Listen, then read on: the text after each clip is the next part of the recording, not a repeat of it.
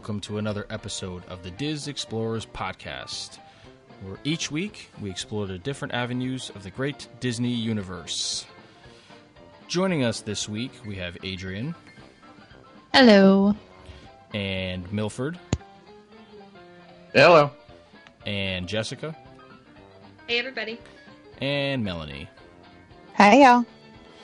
So, this week we're going back to Disneyland, which we don't do quite as often as I'd like to, but our dear Duchess recently took the Walk in Walt's Footsteps tour, which is something that I am very excited to do whenever I get out to Disneyland with my family. So I am excited to hear about this. I don't think any of our other members have done it, to my knowledge. I know Milford didn't do it when he was out there recently, so... Yeah, I didn't have the time for that, unfortunately.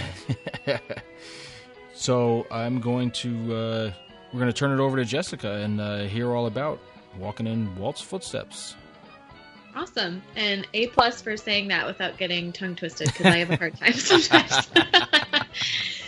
They could not have picked a weirder name.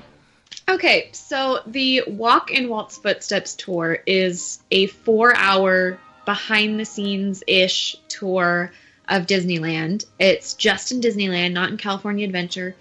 And it's not really about, the park's full history and development, and it's not purely about Walt. It's kind of in the middle, where the whole point of it is you're supposed to be walking in Walt's footsteps, but seeing the park the way he envisioned it when he was first imagining it, designing it. So it's basically the beginning and what he wanted it to be. So a couple of things about the tour before I talk about what you see. It is 4 hours, so if it's something you're thinking about doing, it does take up half your day. That includes a meal. And you get to skip the line for 2 attractions, but it's still a very big chunk of your day. And then the other thing to keep in mind is that there's a lot of walking. So if you have any mobility issues, you should definitely get a wheelchair or scooter or whatever, because you walk back and forth across the park a bunch of times. And it's pretty tiring. I'll explain just a little bit of what this tour entails. So you start actually... on Main Street, right in the center plaza, and your tour guide will talk to you about Walt's original ideas for why he wanted to build Disneyland, kind of just where this idea came from and how he wanted it to feel. I guess the predominant thing was not so much what he wanted it to look like or what he wanted to physically be there, but really the feeling he wanted guests to have when they were there. And one of the very cool things about this tour is that everybody gets a headset. So not only can you hear your tour guide really well, even in the noisy lands, but you actually hear audio clips of Walt. So on Main Street, you stand in the center plaza with the dedication plaque where he stood, and you listen to his opening day dedication on the spot where he delivered it. So it's really cool because you look at it today, but you're almost taken back in time. And that's kind of the idea of the whole tour. So you go through all of the original lands in Disneyland, which are Fantasyland, Tomorrowland, Frontierland, and Adventureland. And as you walk into each of those lands, you hear Walt's specific dedication for that land, which is very cool. And then your tour guide will tell you about what Walt wanted to see and feel in this area, why he chose this theme for a land, and that kind of thing. And in my tour, the 2 attractions we got to cut the line for were It's a Small World and Alice in Wonderland. Cool. And this changes seasonally, but generally speaking, the 4 that I've heard people do the most are Small World and Alice, or the Haunted Mansion and Pirates. And I was super pumped about Small World and Alice because they always have crazy long lines, so it was really great to skip those. And then after you go through the main lands, you also go to New Orleans Square, because even though Walt he died right around the time that it opened, so he really didn't spend a lot of time there. It was kind of his last main project for Disneyland. So they'll talk about how dramatically Pirates and the Haunted Mansion changed, because they were originally going to be like walk-through wax museums and that kind of stuff. And for someone like me that spends a lot of time reading about Disneyland and learning about Disneyland, there was still a lot of information I didn't know. So it was very cool to get kind of this closer look at a place that I've become pretty familiar with. And so with that, I would say that it's for a pretty specific audience, because it's not that it's so much in the weeds trivia, but it's really about original intent and what Walt wanted. So if you don't care about that and you just kind of want to enjoy the park for what it is now, I'm not sure that you'd enjoy this tour because it's pretty nostalgic. But if that's up your alley, it's perfect. So after you go on a couple of attractions, you watch Great Moments with Mr. Lincoln and you walk all around, then you stop for lunch, which you pick upon check-in, and it's waiting for you at a reserved table, which is pretty cool. And then after lunch is the big highlight of the tour and the draw, the main reason people do this, which is a visit to the Dream Suite. And if you took this tour a couple of years ago, the special stop was Walt's apartment above the fire station. They don't go there anymore, but there are rumors that they're going to resume doing that because they've gotten permits to build an elevator or something. But for now, it's the Dream Suite. And for anybody that doesn't know, the Dream Suite was originally supposed to be an apartment for Walt and his family to stay in the park, because his firehouse apartment was only 800 square feet and it was a studio. And the Dream Suite is 2,200 square feet and has 2 bedrooms. So it was supposed to be a space for him and his grandchildren to spend time in the park together. Of course, he died before it ever opened, so it became office space, and now it is redone back to how they originally envisioned it, as an apartment. And you can't book it, you can't stay there unless you win a random lottery that they do once in a blue moon. I mean, it's a very rare thing. They said, because I asked, they said celebrities can't stay there. It's pretty unusual for Walt's grandchildren to stay there. They said a lot of times they kind of use it as office space. When they were designing the decorations for Disneyland's 60th anniversary, they put all their storyboards in there, but it's pretty much kind of almost like a little museum. Nobody really stays there. And unfortunately, I don't really have pictures to show because they were adamant about a no picture policy inside, but I'll tell you a little bit about it. So when you walk in, you walk through this glass hallway that looks like an atrium, so you kind of feel like you're outside. And then there's 2 bedrooms, a master bathroom, and a living room. And each room has a theme and what they call a kiss goodnight. And what that means in the Dream Suite is that there's a button you push on the wall, and when you push that, something magical happens in the room. So in the Adventureland bedroom, which is the master bedroom, there's a painting of a lagoon over the headboard. And the kiss goodnight in that room is you hear all this jungle music all of a sudden, and the painting of the lagoon develops a waterfall, and mermaids spring up from the water. And then all over the walls, you just see shadows of palm trees all of a sudden. That's really cool. Freaking awesome. It's so cool. But my favorite kiss goodnight was the master bathroom. And the master bathroom is the Fantasyland room in the suite. So it's done up pretty similarly to what I've seen in the Cinderella suite, if you've ever seen pictures of that. It had the same feel in Disney World. But their kiss goodnight is the bathtub, which is in the center, is between these archways, and they play all this pretty harp music, and the ceiling transforms into a starry night sky. Oh, nice. So it looks like you're outside. It's so cool. And then the second bedroom is the Frontierland bedroom, and this has a kiss goodnight, and it has a painting above the fireplace, and if you flip off the light switch, it glows in the dark to show where the lights are in the park at night. Oh, wow. So you see all the streets lit up. It's really cool. And the Kiss Goodnight is along the crown molding, a train turns on, and it travels all the way around the room. Oh, that's badass. Yeah. And then the last room is the living room, which is kind of a mix of like a Fantasyland and New Orleans Square theme. And in that room, when you do the Kiss Goodnight, there's a huge clock, a grandfather clock, and it strikes midnight, and then you see Cinderella's shadow on it. There's a glass slipper on a shelf that starts lighting up and sparkling, and then there's a fake, well, it's a real fireplace, but it has fake flames, and they shoot off fireworks. Oh, nice. So, like I said, I couldn't get pictures of this stuff with one exception. They took a photo of you in the living room, and I have that on my blog. I'll post it on our Dis Explorers page so you can see it. That's the only picture I was allowed to take. Oh, and so one more thing, if you've been in there, or excuse me, if you've been in New Orleans Square and you look up, you can see that there's a little patio outside, and that's a balcony that is attached to the Dream Suite. And then I learned this when I was there, there's also another hidden patio behind the bedrooms that in this enclosed courtyard. So there's kind of a surprising amount of outdoor space there. It's very cool. That's cool. And even though I couldn't take pictures inside, there was no rule about taking pictures as you leave.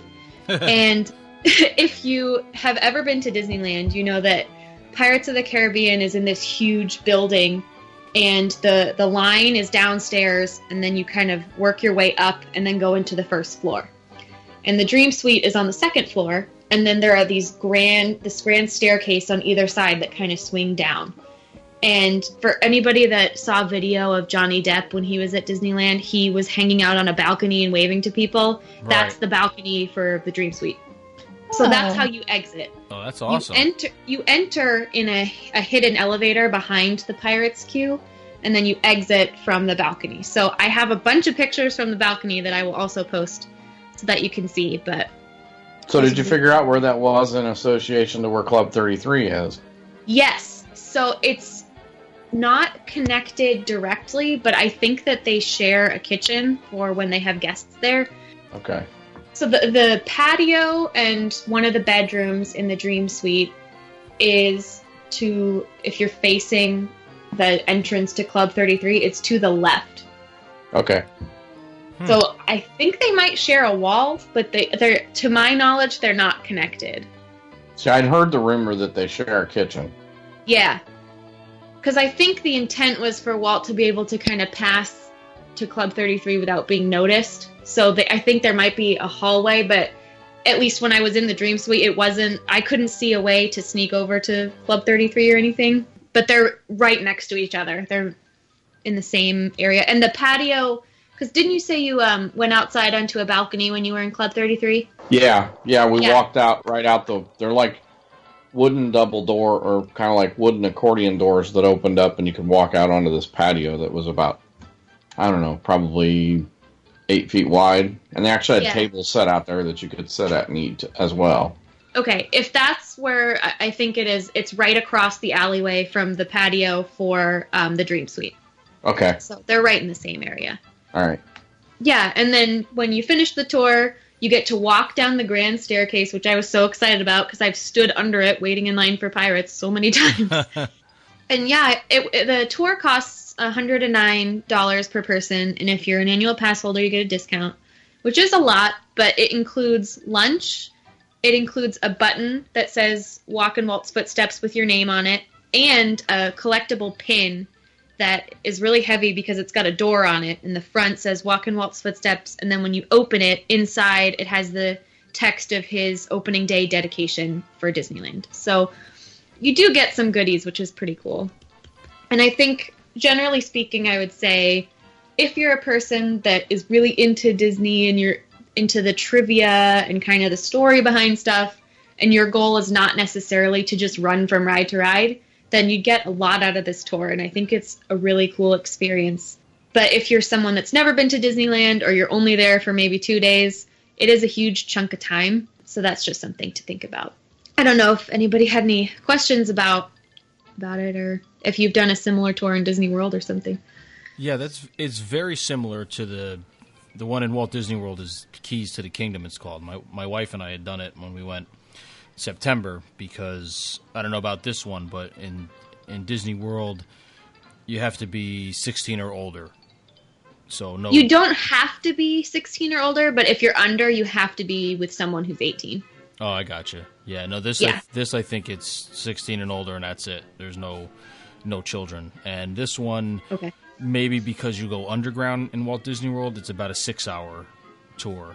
And I believe, though, it was not as expensive. I want to say it was under $100 with the DVC rate.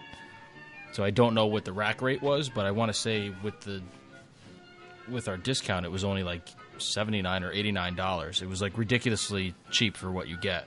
And it's the same. Yeah. It's the same concept. You have your tour guide, you have the radios, There's nothing of Walt talking in that, though, so I'm glad that it's different in that respect, because obviously Walt never saw Walt Disney World's finished product, so how could he, really know anything about each land? He never got to walk there. But it's very similar in the same thing, and you do get lunch and you pick it beforehand, so it's a very similar concept, and the amount of information that they tell you is just insane. I mean, I don't know how... we went to, a bunch of backstage... I know I talked about it on here. I'm not going to rehash the whole thing, but, we went to a lot of backstage areas, tons of history and nostalgia and, forced perspective things. And, on Main Street, they went through not all the Imagineers and special people on all the windows, but they did... she explained how walking into the Magic Kingdom is like walking into a movie, and how it's the set, and you only see certain things from certain angles because that's the way they wanted you to see it. Think of it like a curtain rising on a show. I can't remember her whole analogies, but when you're there and she's explaining it, you're like, holy crap, wow. Yeah. You never think of it in that sense, so I don't know how much in that they get into. And then afterwards, when we were done, people hung around and you asked her questions and anything along the way as well, but then...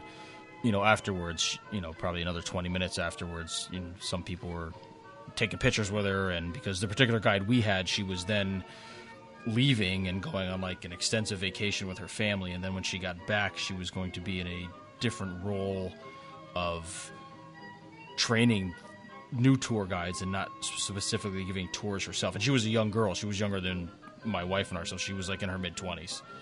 Wow. Yeah. I mean, you would think the way... She told us the book that they have to learn is insane. The amount of I bet, knowledge. yeah. Oh, she said it's like a telephone book.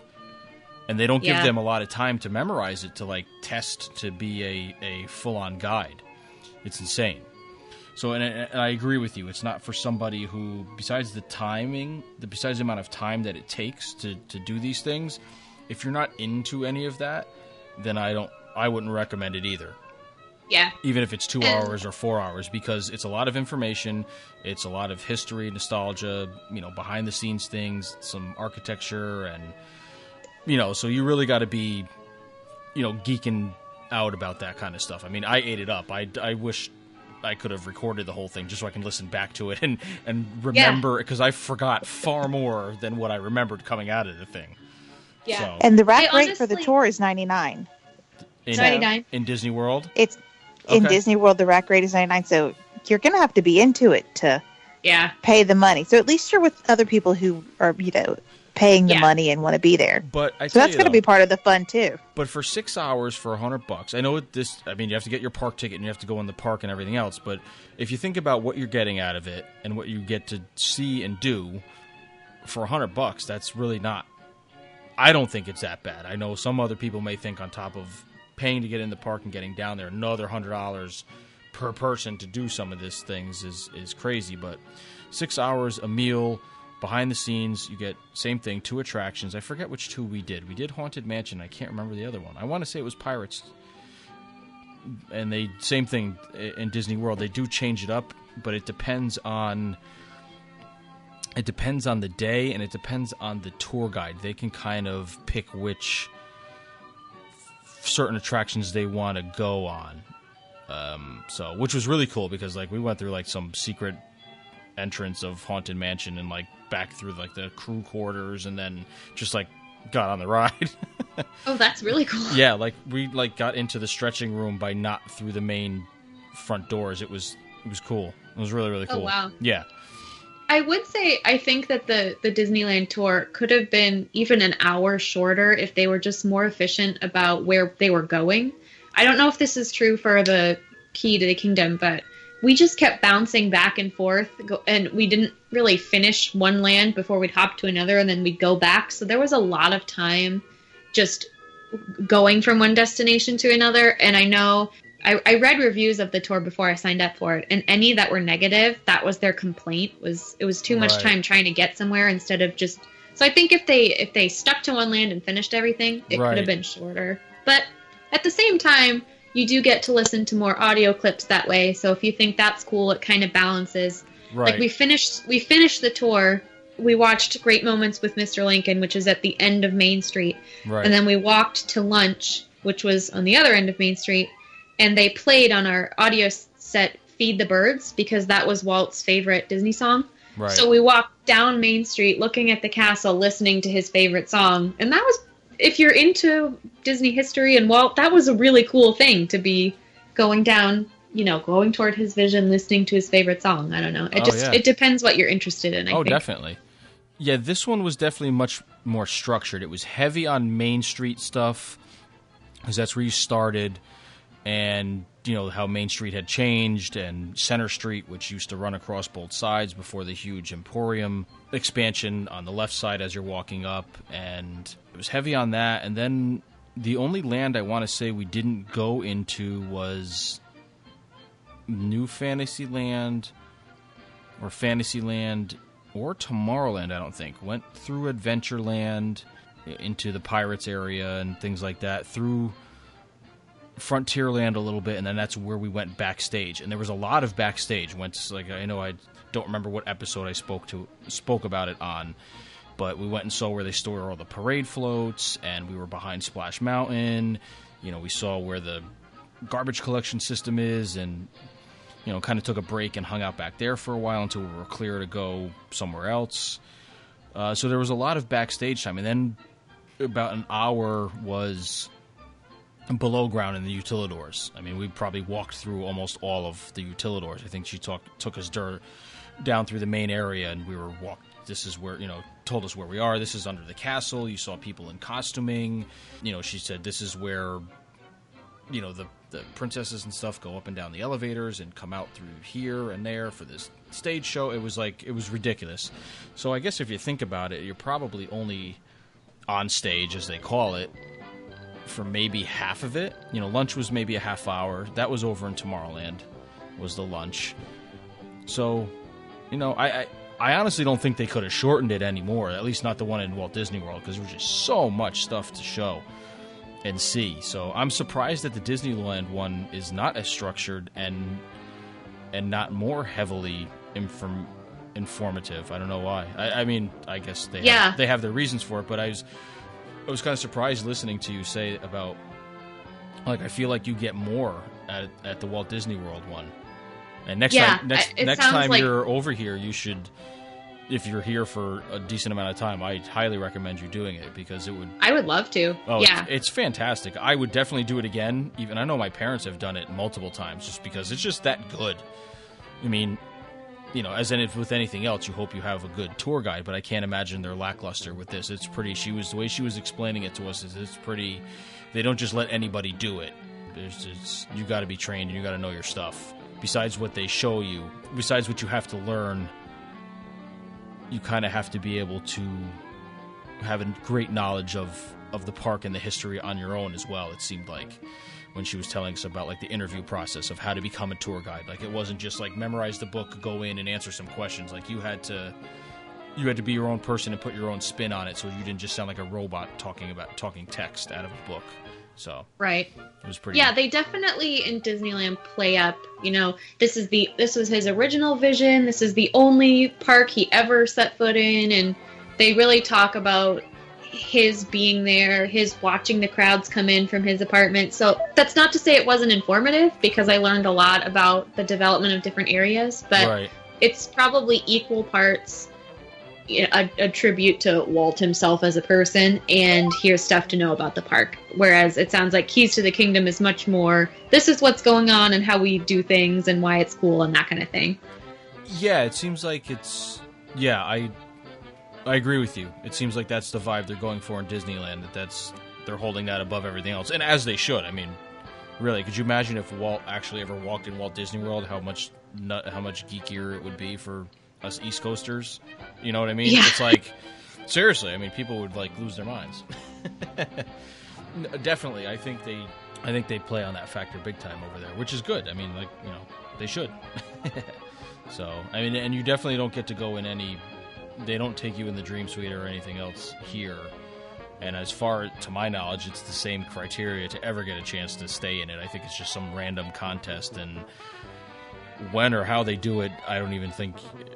I remember lots of people asking her, and she wasn't even positive on what the criteria is to get to stay there now. It's the same deal. You can't just like call up and be a celebrity or somebody famous and like, oh, I'll put $1,000 down to stay there. It just doesn't work that way. That's pretty cool. So yeah, anybody out there in Disneyland who wants to get a little bit of history and get that nostalgic feeling while walking through the park, then sounds like that's a win-win situation. And how big was the group of people you were with? They said that the max that they would do per group was 20, and I think mine was probably 15. So it's a sizable group. Yeah. Which is another reason why you really need the headset, because when you're in Tomorrowland and Fantasyland, you can't hear anything. So it's super helpful. And if you don't want to use the little clip that they have, you can bring your own earbuds and just plug it into the system too. Oh, right. Yes, that's true. Yeah, they had that too. I don't remember anybody having their own, but yeah, that little ear clip they give you is kind of funky. It's kind of big and dopey.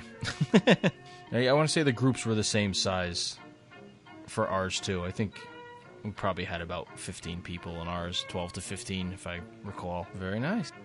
Other news as of late, I guess, is all the Pandora soft openings that have come, and previews and things of that nature. And I know Miss Adrian is going to be heading down there for this upcoming weekend, which is the weekend of the 19th, 20th, and 21st of May. Yeah, I'll be there on the 19th, which is also when, how do you pronounce his last name? Joe... Rhodey. Yes, he's going to be there doing like personal tours on that same day. So I'm kind of just hoping to see him out of the corner of my eye at the least. That's awesome. He answered a tweet that I asked a question with somebody else earlier in the week, over the weekend. That was pretty cool. That is pretty cool. Which I think he does a lot. He is very interactive on Instagram, I know, with all his art pictures and stuff. And there was a picture in Nomad Lounge. A buddy of mine was hanging out there, and he took a picture of it and asked Joe Rhodey where it was taken or what it was. And he answered him back sometime later, and I was like, oh, wow, that was really cool. I was like, where is this? And then, an hour or so later, he had answered both of us back again as to where he was pretty sure it was where he was when he took the picture. So I was like, cool, thank you.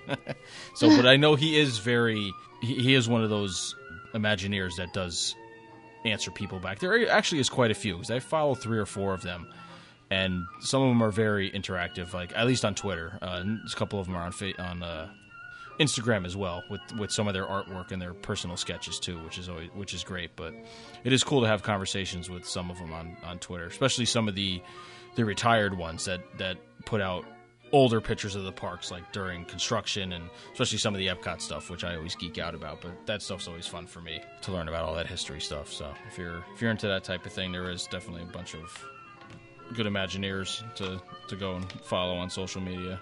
So, which you would think they would limit and restrict, like the Disney company, but I guess, their personal account is their personal account, as long as they're not talking about current business and things of that nature. The other thing we're going to mention quickly, we were chatting the other night just about some cruise bookings, I guess, that were opening up for the new season. So I know I'm not familiar with that stuff, but I guess there's a tiered system or certain days for certain club levels. I don't know. It was...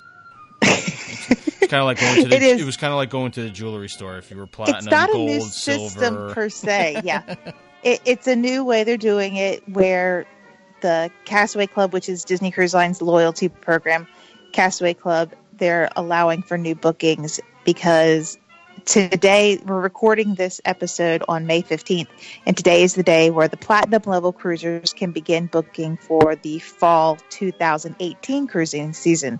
So that's quite a bit of ways away, but that's how booking seasons go with Disney Cruise Line. So if you have taken 10 cruises or more, if you've completed 10 cruises, you are a platinum member of the Castaway Club. If you've completed 5 cruises or more, you are considered gold, and you can begin booking tomorrow or May 16th for the fall 2018 itineraries. And the silver Castaway Club members, and that is anybody who has even taken 1 Disney cruise before, you are a silver member of Disney's Castaway Club, and you can begin booking on Wednesday the 17th. And those are all by phone. And that's where having that Disney travel agent in your corner comes in handy, because they can wait on the phone for you instead of you waiting on the phone. Holla. Yes. Absolutely. Everybody else, if you've never gone on a Disney cruise before or you prefer online booking, that opens for everybody on Thursday the 18th. And I'm looking forward to that, because I like getting in, because I geek out over the cruise stuff. I geek out over manipulating fares for different areas of the ship and which rooms are going to be more cost effective and how to break up a family. Not like really break them up into different rooms to see how to break up a family. family. I'm a home wrecker. I am on a Disney cruise. Depending on I'll how put you... some in a veranda room. I'll stick some on an inside room. It's all good. But the bookings for the 2018 fall season are underway for those platinum cruisers. The big news is that this year, or in this new season, that Disney is sailing to Bermuda for the first time. Ooh. So there'll be some sailings to Bermuda from New York. From New York. Oh, man. And to Quebec City. Oh, nice. So Quebec's getting in on the Disney Cruise Line itinerary. So that's going to be pretty exciting to see what they have in store as far as port adventures for both of those. Because with Bermuda, they're going to be in port for multiple days. So I'm really looking forward to seeing what the port adventures are going to be for those. And the Bermuda Triangle. Yeah. You're gonna go on a find lost stuff mission. I have a feeling there'll probably be something thematic that'll play into a little tongue in cheek. They have to acknowledge that somehow, because that's got to be on everybody's mind anyway. It's the big elephant in the room. I would think so. So I'm sure they'll play that up a little bit. That Quebec City thing looks interesting, because you have to come down the St. Lawrence Seaway a pretty good distance to get to Quebec City. So that should be pretty cool. I do like those cruises that are close to land, where you get to see a lot of scenery. Right.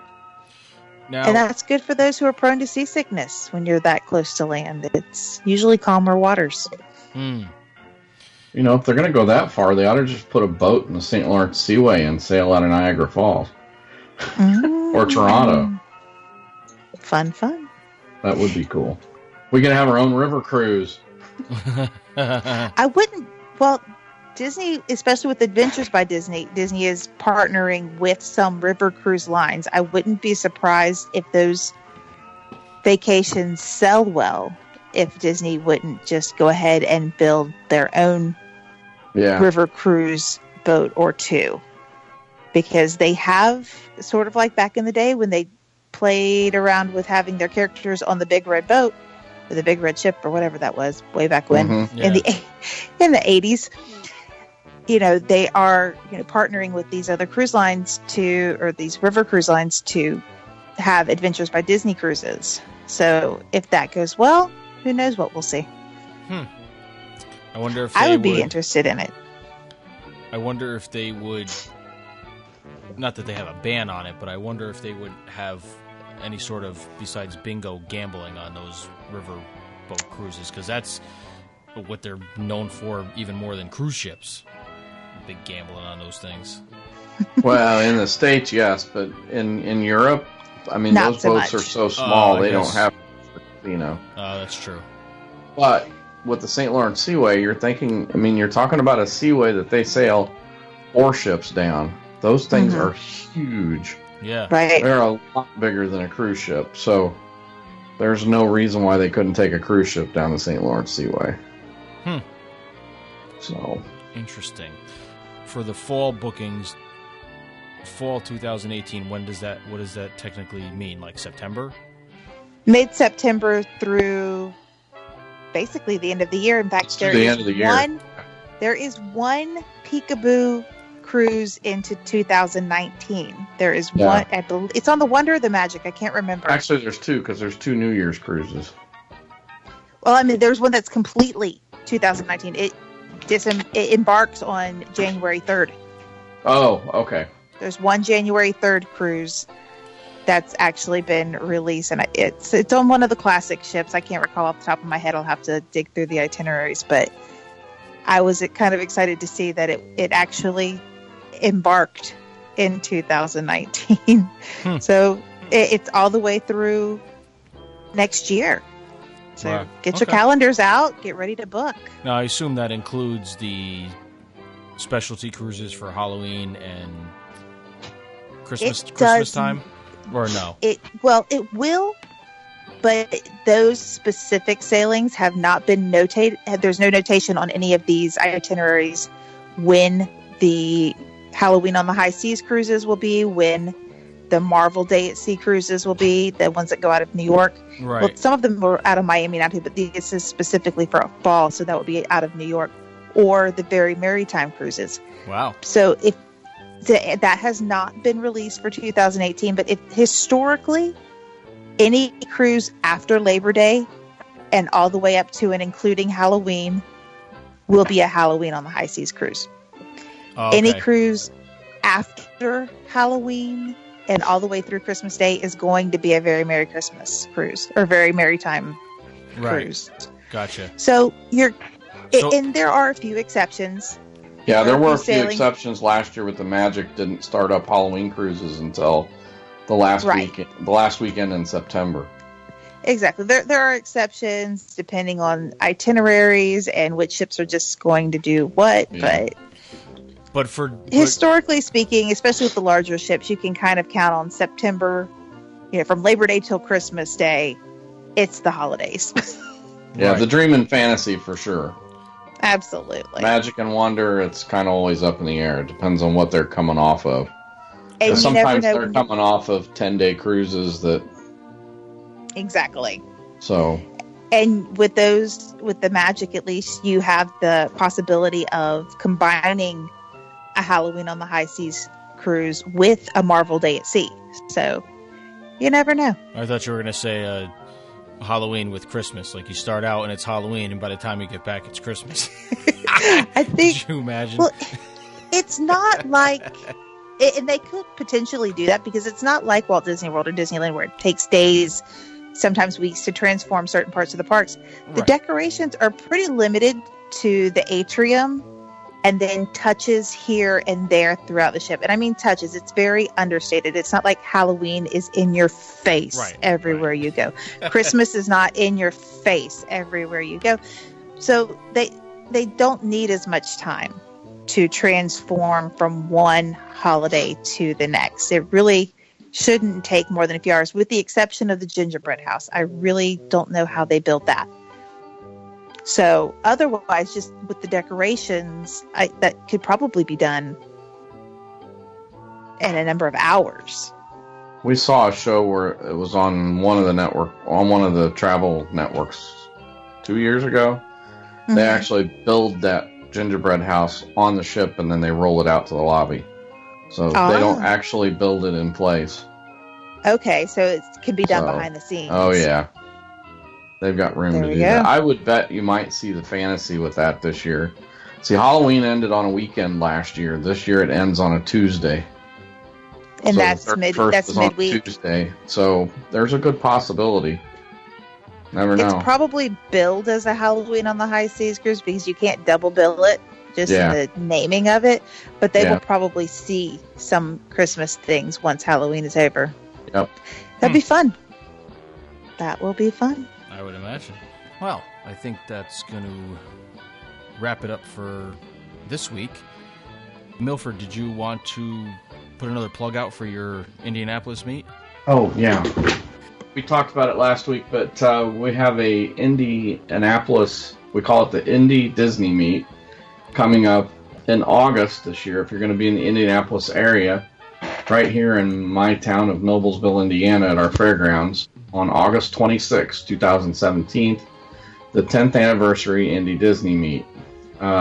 It is a fundraiser for Give Kids the World, which is the organization in Florida that facilitates a lot of the Make-A-Wish Foundation trips for kids to Disney World. So we've got a lot of cool things going to happen. Yeehaw Bob, which is the guy that does performances at the Port Orleans Resort. River Roost Lounge is going to be here.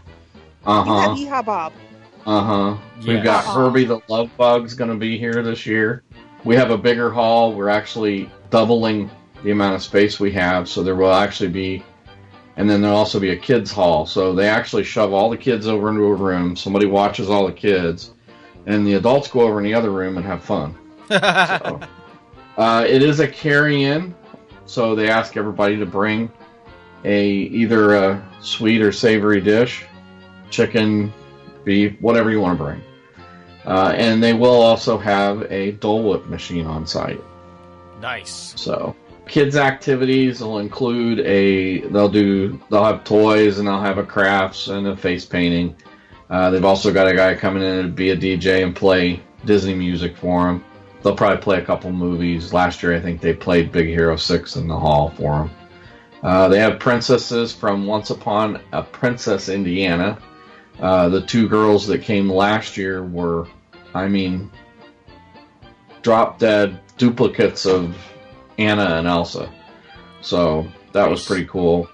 We have the guys from the 501st Legion. So those of you that don't know what the 501st Legion is, that is actually it's a worldwide organization that does philanthropic activities for children's hospitals and stuff, but they all dress up in Imperial costumes from Star Wars.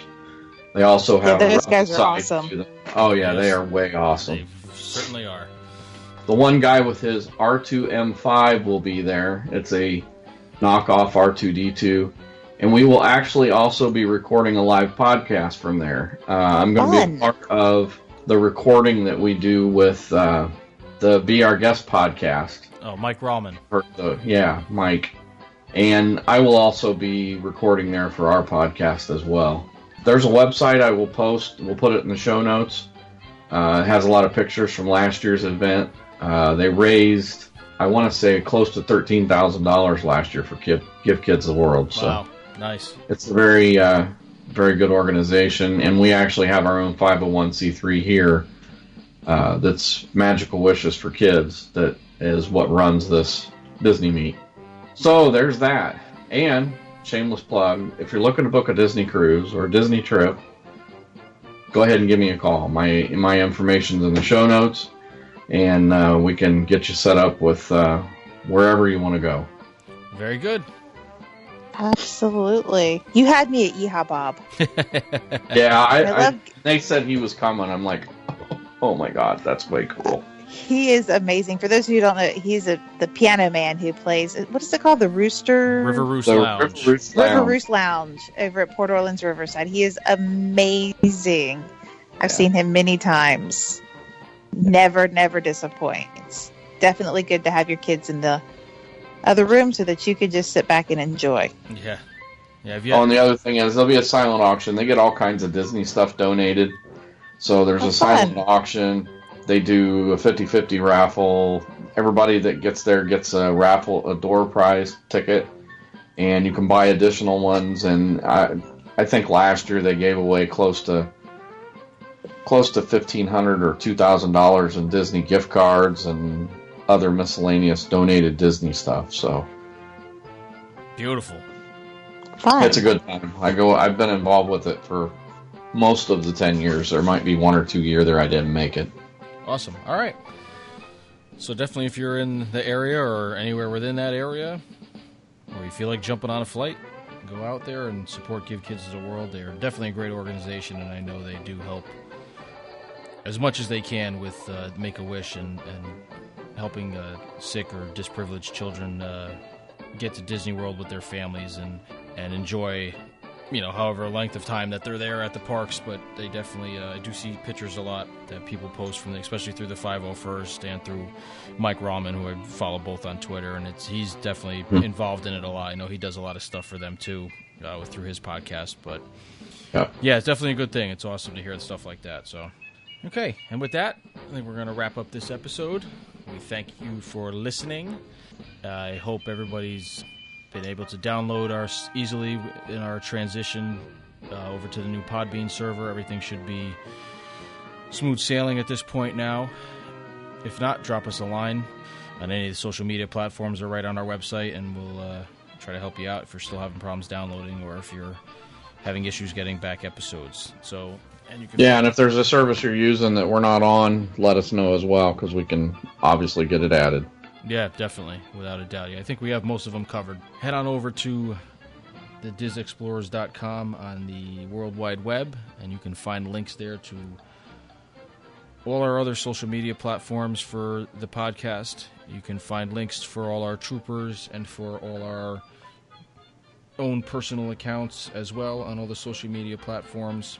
And you can download us on Podbean now, Google Play, iTunes as always, Stitcher, the TuneIn app, and we are also on YouTube for audio only. Thank you again for listening, everybody. Have a great week. We'll talk to you another time.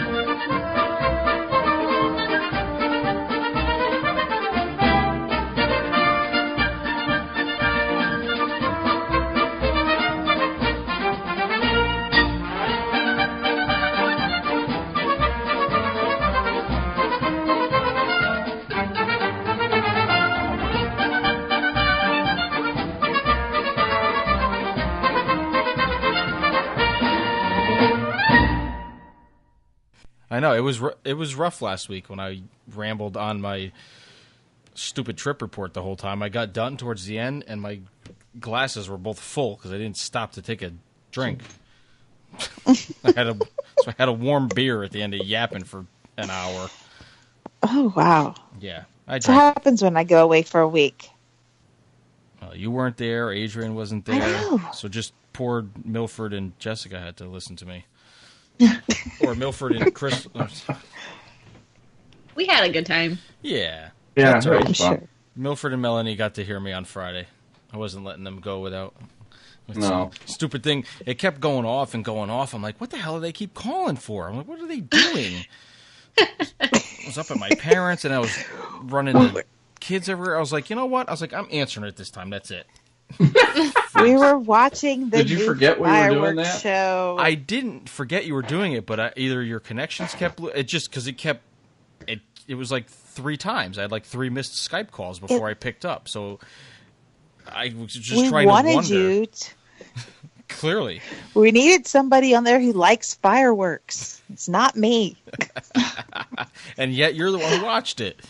I know. I am such a bah humbug when it comes to fireworks. Yeah.